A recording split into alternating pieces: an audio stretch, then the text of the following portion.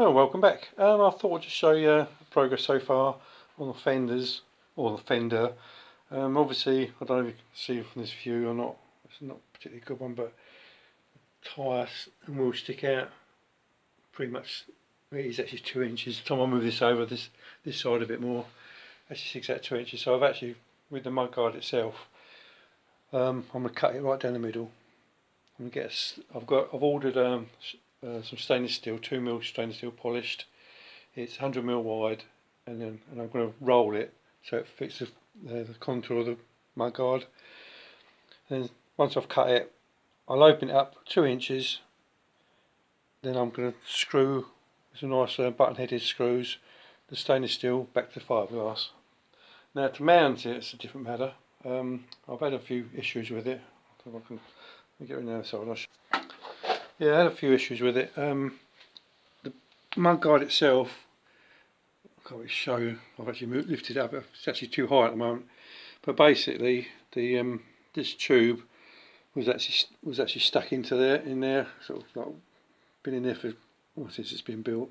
I managed to free that one, so this tube here now actually slides in and out. Obviously, the previous owners sort of drilled thousands of holes in here. By cutting this centre bit out and overlapping it, I should eliminate at least the 2 of the holes, just that one to block up. The other side, I didn't get quite so lucky because I couldn't actually get this sort of tube out of that part. The only way I could do it on the other side, I tried and tried and tried. I ended up taking this bracket right off, which looks quite easy, but when you look at it now, it'll take everything off. I couldn't get the bolt out, which is down there, because obviously the shock's in the way. So I had to take the shock off. So to get the shock off, the bolt that goes through the bottom, which is there, I had to take the disc off and the calipers off. So I had to strip it all down. Anyway, it wasn't too bad, so I've managed to get it all back together. Believe it or not, I actually had a bit of tube, the right diameter, so I put a new piece of tube on there, welded it on. I'll show you on the other side. And the existing bit of tube, I managed to get the old bit, rusted one off. Then I put it all back together again. I had a problem with, can't really show you, I don't know if this camera's going to pick it up or not, but the head, see it, there's the bolt head, there's a nut. I'll get my finger at them, you might be able to see it. There's a nut there.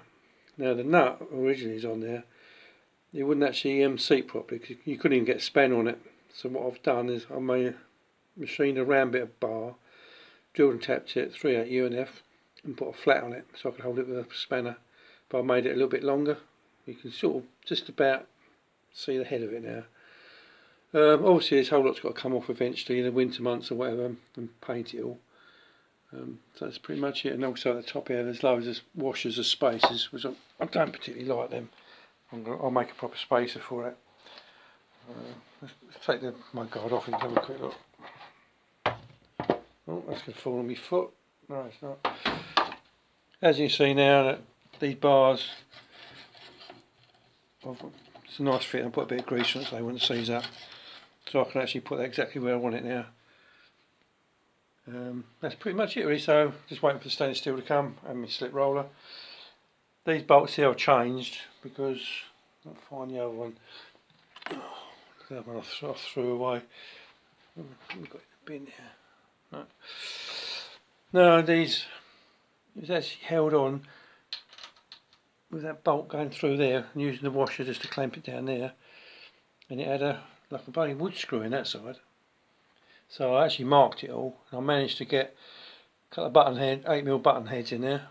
The only downside to it, I had to take the headlight off or just move it so I could get a drill down in there. But hopefully what I should do is set the headlight back up again to the other one. I should put it on the garage door. So it gives me a bit of a fighting chance when I go for the MOT. So really, so what I've got to do now is once I've got the mudguard, I'll actually split it, bolt it back together, and I can actually sit it on top of the wheel. Get exactly where I want. I'm not going to worry too much about these because I can cut this. You know, if I get it on exactly where I want it, this is in the wrong place. I'll just cut it off. Then just remake a bit or do something with it. Anyway, that's as far as I've got at the moment. Just wait, like I say, waiting for me a bit of stainless steel to turn up. And a slip roller. Let me see on the other side. Embedded right there. They're the screws, no, not bloody. Well, they're not wood screws. The other one was definitely a wood screw, but they're not. They're countersunk. God knows why they're countersunk. They should be these cap heads or hexagon heads. And hopefully the winter months, all this crap on here, I'll get that all sorted out. Even if I have to sort of weld it up and grind it flat. There's loads of bits I want to do. Got another bit around here now. Some rough edges. I think on here as well as a cut of pot root that's missing. Anyway, that's the job for Ron. Later on. Anyway, thanks for coming back. See you again shortly. Bye now.